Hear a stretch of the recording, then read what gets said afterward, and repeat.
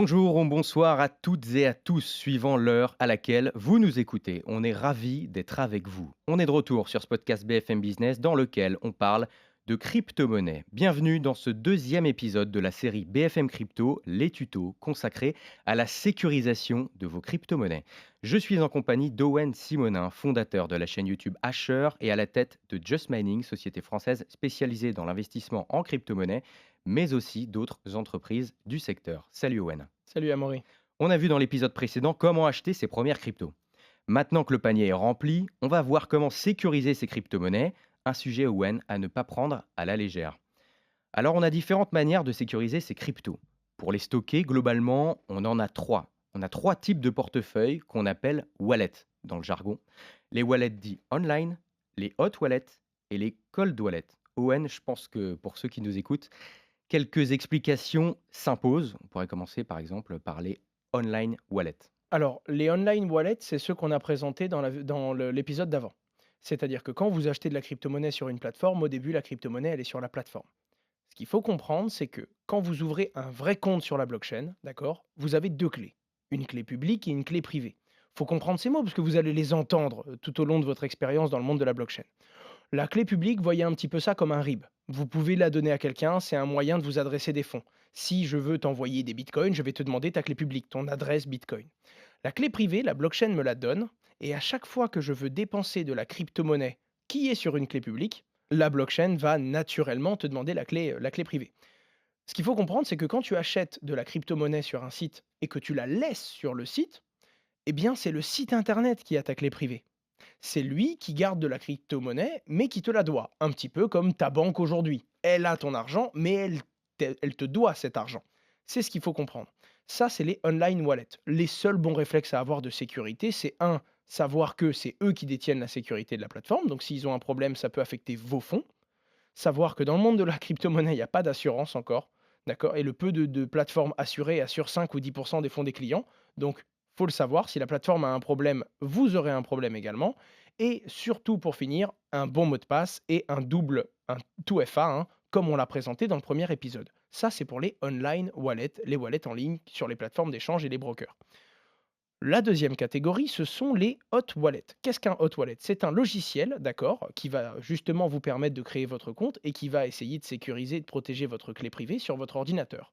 Il y en a sur votre téléphone, il y en a également sur l'ordinateur, et il y en a plein, ce sont même des navigateurs extensions. Une petite extension qu'on peut avoir sur Google Chrome ou encore sur Firefox, l'une des plus connues, MetaMask, hein, pour par exemple toutes les crypto-monnaies basées sur Ether, et c'est super pratique. Il y a un petit mot de passe pour sécuriser tout ça.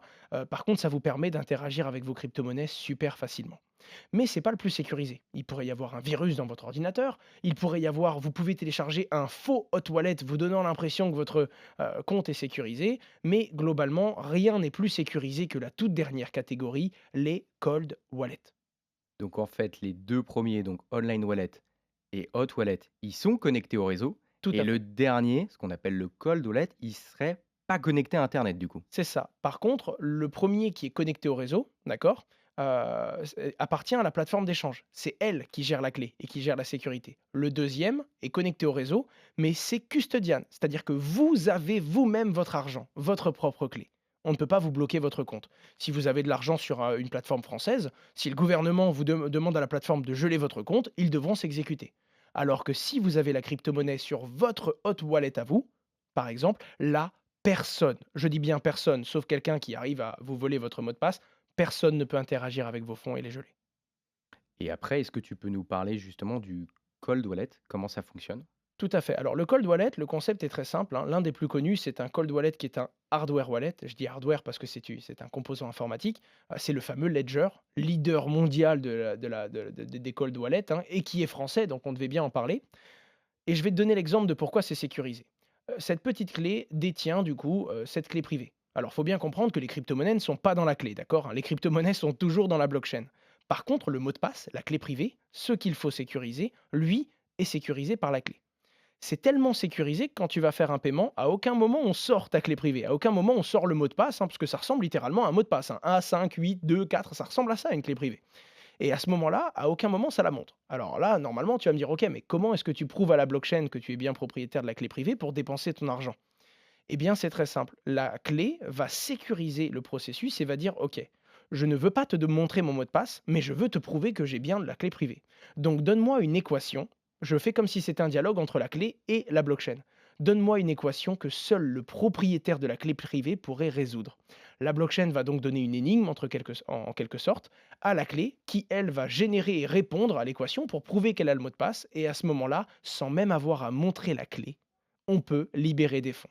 Et l'avantage, c'est qu'en plus de ça, c'est déconnecté du réseau. C'est pas en permanence sur Internet. C'est pas sur votre ordinateur dès qu'il est allumé. Si vous avez un virus qui vient d'autre chose, vous pouvez perdre vos crypto-monnaies. Non, puisque vous allez connecter la clé pour signer des transactions, en gros, résoudre les équations et prouver que vous êtes vous pour libérer vos fonds, mais sans jamais avoir à non simplement montrer votre clé privée, et en plus de ça, quand vous avez plus besoin d'utiliser vos crypto-monnaies, vous déconnectez la clé de l'ordinateur et impossible de dépenser vos fonds, puisque même si vous voulez l'utiliser sur l'ordinateur, quand vous allez envoyer de l'argent, on va vous dire veuillez connecter et me prouver que vous avez votre clé privée. Donc avec cette solution-là, on est responsable de la sécurité, responsable et réellement propriétaire de nos crypto-monnaies. Non seulement responsable, propriétaire, c'est l'une des façons les plus sécurisées, et en plus de ça, vous avez un moyen de déconnecter du réseau, d'où le fait qu'on dit un cold wallet. En fait, il est froid parce qu'il n'est pas tout le temps connecté au réseau. Il n'est pas tout le temps à la merci de quelqu'un qui pourrait venir de l'extérieur.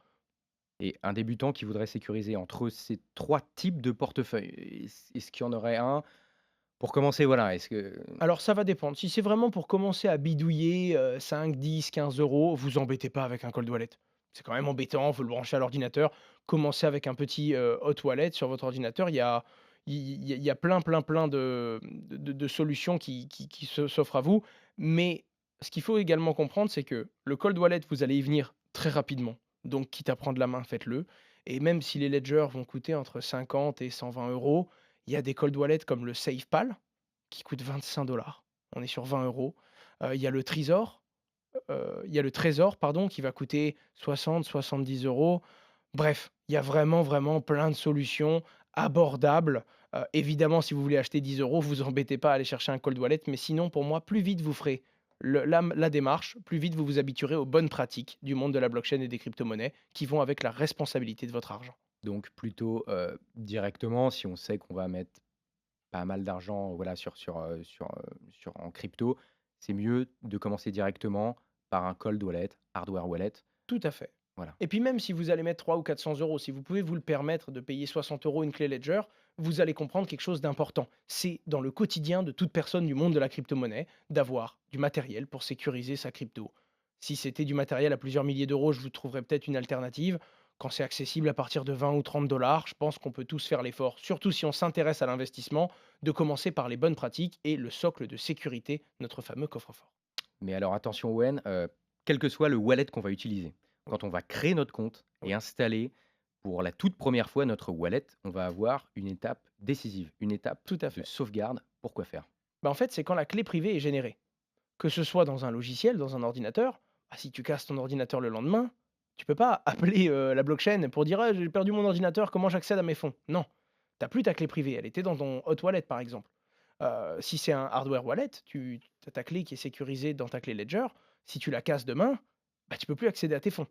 Alors c'est pour ça qu'en gros, on te donne généralement une sauvegarde. Il y a différentes formes de sauvegarde. La plupart du temps, c'est ce qu'on appelle une seed phrase.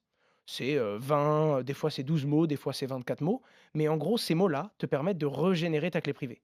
En gros, quand je sais pas, tu prends un hardware wallet, une ledger, au début, on va te demander est-ce un nouveau device ou est-ce que vous voulez régénérer votre device à partir de 24 mots.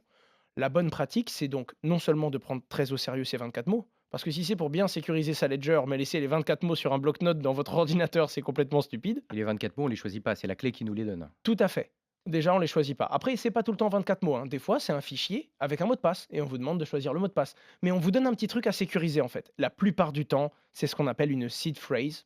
Des fois, c'est même la clé privée en brut. On vous dit voilà, ça c'est la clé privée, vous avez les chiffres.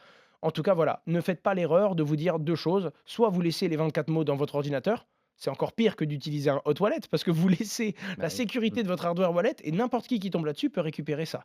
Ou alors de tout donner à quelqu'un. Si c'est pas quelqu'un de confiance, avec ces 24 mots, il peut régénérer vos fonds et être autant propriétaire que vous.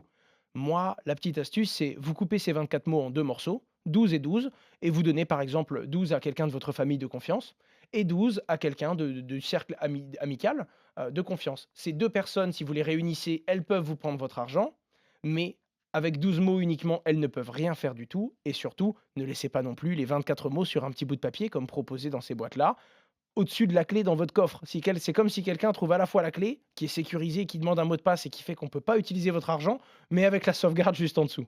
Et on précise que cette clé qui ressemble en réalité à une clé USB, si on la perd physiquement, tant qu'on a les mots, on pourra la régénérer, hein. Tout à fait. Ce qui veut dire donc l'importance des mots. Quelqu'un l'importance des mots. Quelqu'un peut accéder à votre argent sans passer par la clé, donc attention à comment vous sécurisez ces mots. Et également l'importance de prendre très au sérieux ce moment de sauvegarde. Si vous allez mettre de l'argent dessus, je vous conseille même d'obtenir les mots et avant d'utiliser d'envoyer de l'argent sur votre compte, utilisez ces mots pour bien régénérer votre clé et voir que la sauvegarde fonctionne. Parce que rien de pire que de perdre la clé et de se rendre compte qu'il y a 5 ans, vous aviez très mal écrit le mot soleil, par exemple. OK, et quand vous recevez un hardware wallet, vérifiez bien qu'il y ait le blister dessus. Tout à fait, parce que ça, c'est une arnaque qui arrive pas mal. On voit des clés un petit peu moins chères sur Amazon, on se dit: «Oh, c'est génial, je vais acheter cette clé-là». On la reçoit et on vous dit: «Oui, le mot de passe de la clé, c'est ça». Non. Si quand vous installez votre clé, elle est pas sous blister et si on vous fait pas créer la clé privée, ou vous ne passez pas par cette étape où on va vous générer les 24 mots à sauvegarder, c'est que quelqu'un l'a peut-être fait avant vous. Si quelqu'un vous dit: «Oui, utilise ma clé, le mot de passe, c'est 00000», tu dis: «Attends, tu as fait la sauvegarde, tu t'attends à ce que moi je mette le mot de passe, je vais changer le mot de passe, je mets beaucoup d'argent dessus, puis un jour vous vous levez le matin, il y a plus rien sur votre clé». Parce que quelqu'un avait obtenu une sauvegarde avant. Donc faites attention en réalité que ce qui est bien le blister, ça veut dire qu'elle soit bien neuve, mais la réalité c'est que le plus important c'est de vérifier qu'il y ait bien l'étape de sauvegarde. Si elle est pas neuve, vous allez avoir un vendeur qui très gentiment va vous proposer le mot de passe sans passer par l'étape de sauvegarde et c'est là qu'il faut s'inquiéter. Attention, oui, effectivement, précision importante. Merci Owen, vous avez maintenant les bases pour sécuriser vos crypto-monnaies. À ce stade, vous pouvez donc acheter vos premières cryptos et les sécuriser. Mais pour ceux qui ne le savent pas, vous pouvez générer des rendements avec vos cryptos. Elles peuvent travailler pour vous. Je vous donne tout de suite rendez-vous au prochain épisode avec Owen pour voir tout ça en détail. À tout de suite.